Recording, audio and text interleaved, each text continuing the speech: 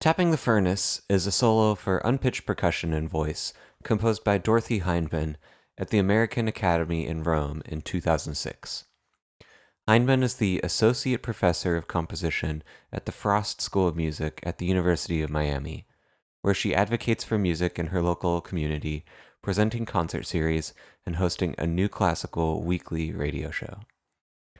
Hindman originally composed Tapping the Furnace for renowned percussionist Evelyn Glennie, although it appears that Glennie never recorded it. The only commercially available recording of the work appears on Hindman's album also titled Tapping the Furnace, performed by Stuart Gerber, a student of Alinati. It's unclear how much Hindman communicated with either Glennie or Gerber while composing the work. Tapping the Furnace tells the story of the Sloss furnaces, the industrial monoliths which fueled Birmingham, Alabama's steel economy for more than a century, using a quote from a furnace worker, Clarence Dean, who worked at Sloss for more than 40 years. Sloss furnaces are named after James Withers Sloss, the original founder, a wealthy industrialist whose investments in the mining and railroad industries developed Birmingham into a thriving city in the aftermath of the Civil War. After Sloss died 4 years after opening the furnaces in 1886, Sloss furnaces began using convicts as workers and relied on their labor through the 1920s. Management at Sloss furnaces relied on African Americans to work the more grueling and dangerous jobs in the furnace, for wages as low as $2 a day, and only offered safer, higher-paying positions or supervisor roles to white workers. As a result, many African Americans were killed or maimed in the furnace. In later years, workers lived and ate at Sloss furnaces, which operated as a company town, charging exorbitant rates for room and board so that workers were trapped in their job. Many factors, including multiple sales of the property, cheaper labor prospects abroad, and the U.S. Clean Air Act of 1963, encouraged the closure of Sloss furnaces in 1971. Text spoken by the performer is derived from an interview of Clarence Dean, who worked at Sloss furnaces from 1932 to at least 1967. In his 2-hour interview, Dean describes working conditions, living conditions and pay, interactions with supervisors, requirements of the job, and much more. In page 28 of the transcript uploaded to the University of Alabama at Birmingham's digital archives, you can read the quote which Hindman uses as the text setting in Tapping the Furnace. Unfortunately, because this document is a rough transcription of the interview and doesn't accurately transcribe every word that Mr. Dean speaks, I haven't been able to find this particular excerpt in the audio file of the interview, and I've listened to the whole interview multiple times. I believe this transcript is paraphrasing Dean here and in other sections of the interview, and I was disappointed to discover that the text set by Hindman likely wasn't spoken by Dean in the interview, because I think it would be extremely beneficial to hear the original source of the text speak the text, in order to provide context that I can't provide on my own. I won't consider attempting to recreate Mr. Dean's accent or manner of speaking, but I think that it's important for the audience to see or hear the text before it's performed in fragments, and it would have been enlightening and interesting for the audience to hear it come from its original source. Instead, during a live performance, I'll speak the text myself and play some audio of Clarence Dean speaking about his experiences working at Sloss. You got about 4 minutes to your car there from the pig machine, and a wet mold come around. And such another, you thought it was you was over in Korea. When that iron hit the mold, it bust the mold come up through that tin thing, and they was shooting, falling, landing everywhere out through there. And well, I was trying to set it back up, but I couldn't stop the chain. I just had to let it move because they wanted to go in the hole. And I set the ladle back up, and it shot off tub mold, but you get about 4 minutes to your car there, where that iron had hit them. So when that moist kind of was, they had to go somewhere. Pow, boom, boom, bam, bam, boom, boom, boom, bam, bam. So they went everywhere. Because this text comes from a specific person whose voice we can hear and study, performers of Tapping the Furnace might try to embody his character by studying his specific vocal mannerisms, tendencies, and inflections in order to become Clarence Dean and perform the piece from his perspective. But this is clearly insensitive and disrespectful to the person who originally spoke the source text, and would make light of the racial and political commentary at the core of this work. Instead of attempting an impression or a caricature of Clarence Dean, performers should express the text from a historical perspective as an outsider, focusing on balancing the voice with the percussion elements and tying text fragments to musical phrases or sections in order to present the work as commentary on how racism in industrial America in the 20th century affected people of color from a single, vivid perspective.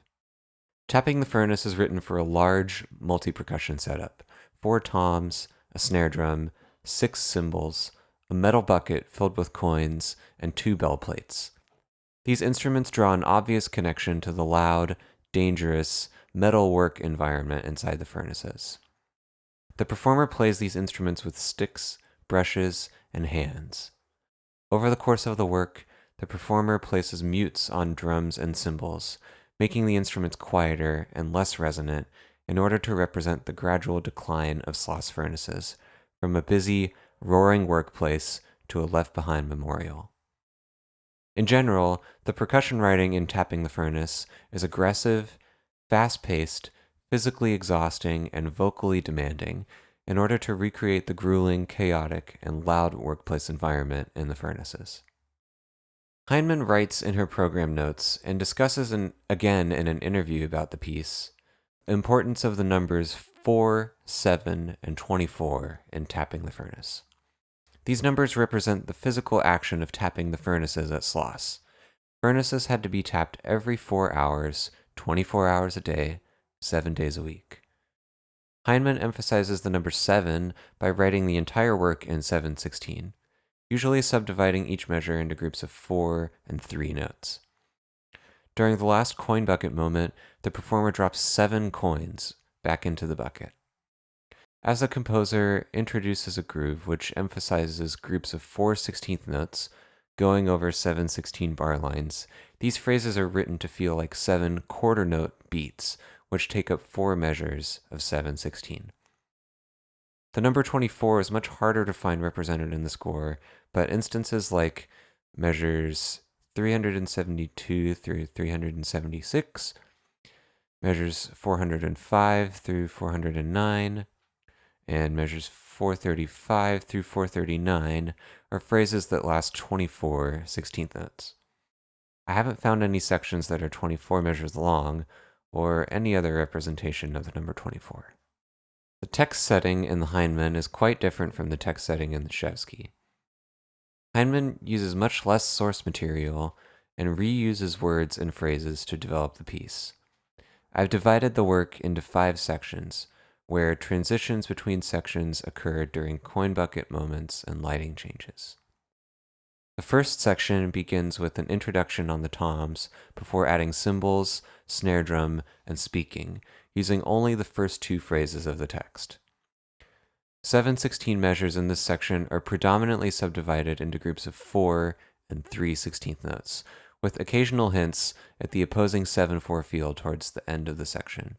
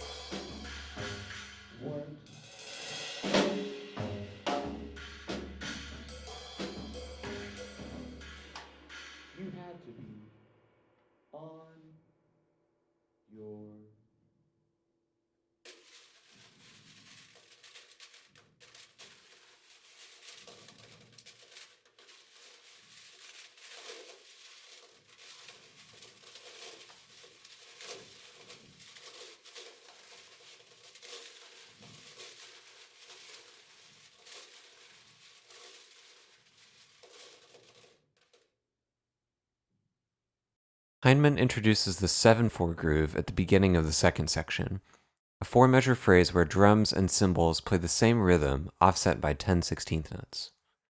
Hindman juxtaposes the two distinct feels by sporadically alternating between the 7/16 and 7/4 feel.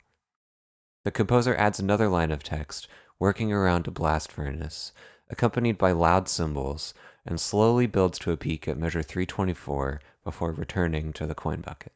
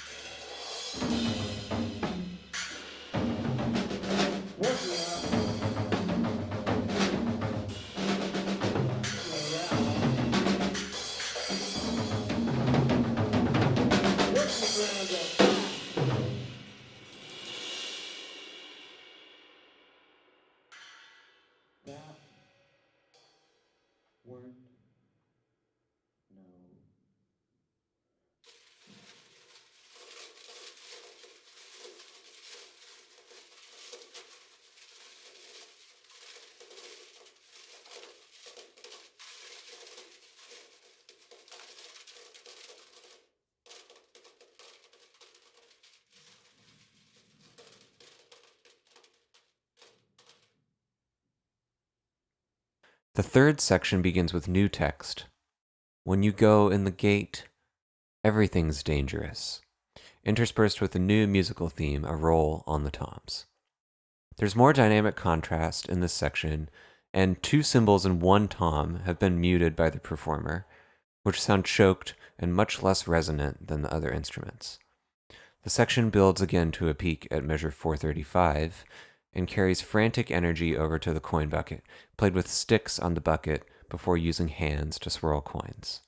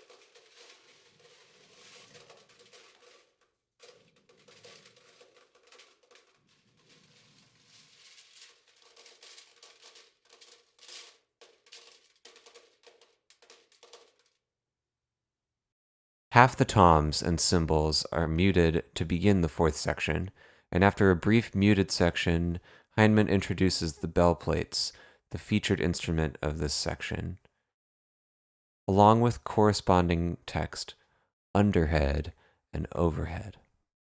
Of all the technically demanding percussion material in tapping the furnace, my most difficult task has been to maneuver between bell plates hanging around my head and cymbals spread out across my setup, and to play accurate rhythms with consistent tone and dynamics. This ear-splitting bell plate moment leads into a tricky drums moment, not only because some of the unusual rhythms haven't previously occurred in the piece, but also because the mutes on the drums trick your ears into expecting the music on the page to sound different than it's really played. Over the course of this long section, musical phrases get shorter and more fragmented, with more space in between phrases, representing the eroding and decaying infrastructure of the furnaces. The performer adds more mutes to drums and cymbals, stifling almost all the resonance of the drums and the cymbals. After dropping one handful of coins into the bucket, the remaining cymbals and drums are muted. You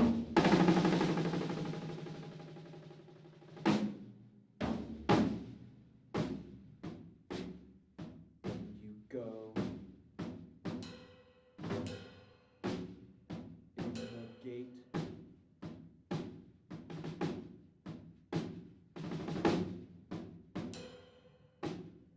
Overhead.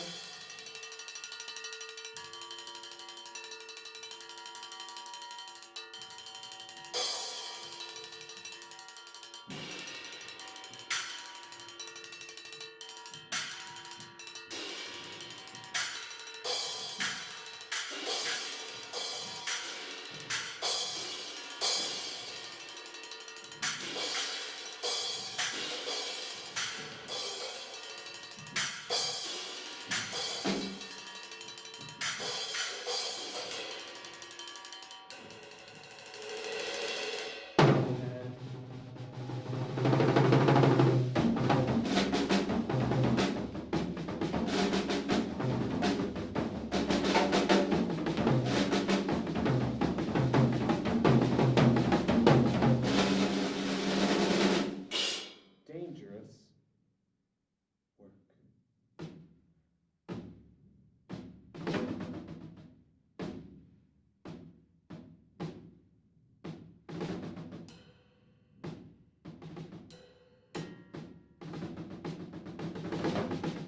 Overhead.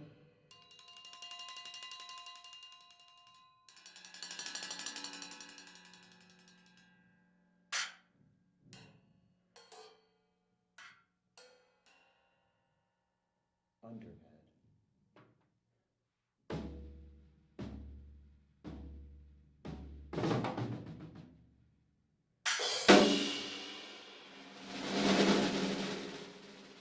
Dangerous work.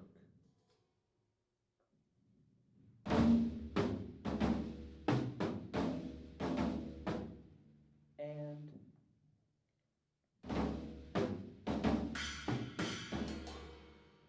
weren't.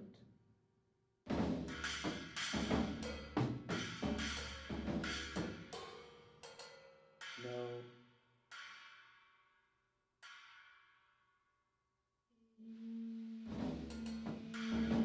Easy job.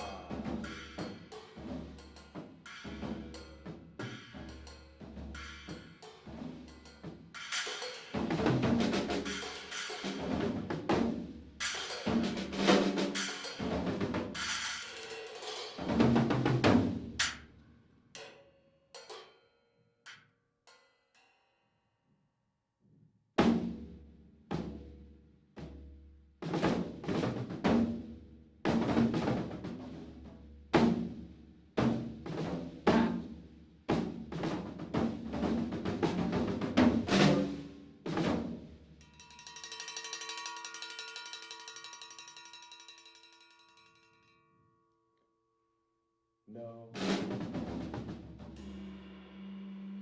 Easy job.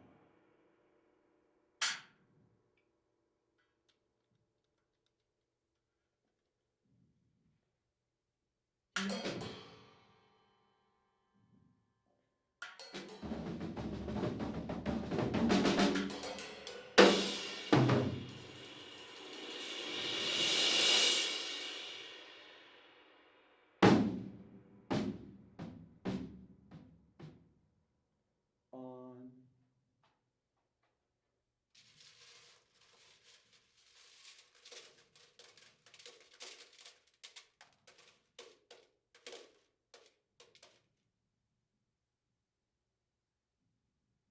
In the final section, instruments are no longer played with sticks, but instead played with brushes and different parts of the hands. Hindman adds a third voice to the 7/4 groove, a snare drum playing the same rhythm offset by 4 notes. Individual voices fade away before a brief callback to the rhythms in previous sections, which lead to a final coin bucket moment where the performer drops 7 individual coins from the bucket. Hindman saves the final segment of text, not for the black man, for the last couple minutes of the 20-minute work, alluding to the fact that the racial injustices and disparities between African American workers went unacknowledged until it was too late to correct them. The furnaces were already out of commission. At the end of the piece, the performer uses flat palms and fingertips to perform quiet hints of the 7/4 groove, an echo of the chaos of the past, before fading to obscurity and silence.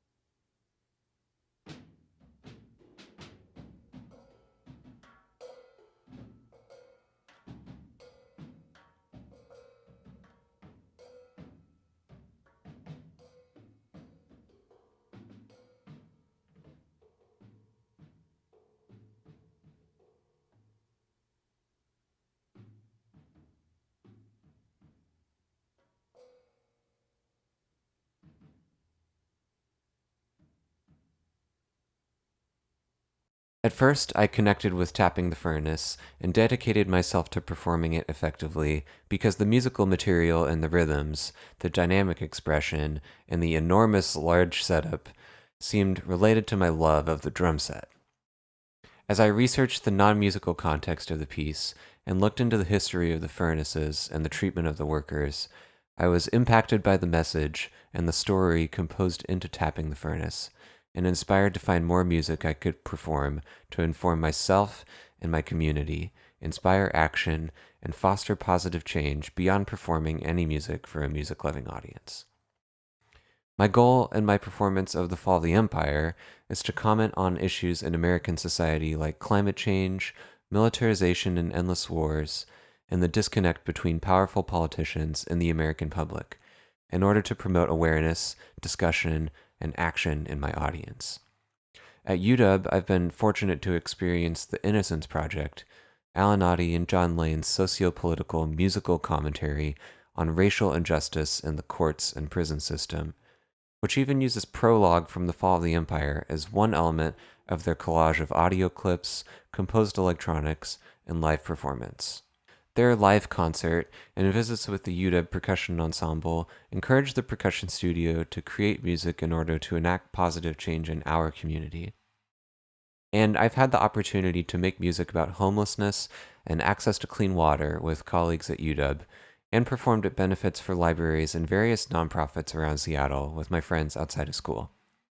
I hope that my performances of my own music or other people's music convey messages to audiences which inspire my community to practice empathy, support people in need, and enact positive change in the community.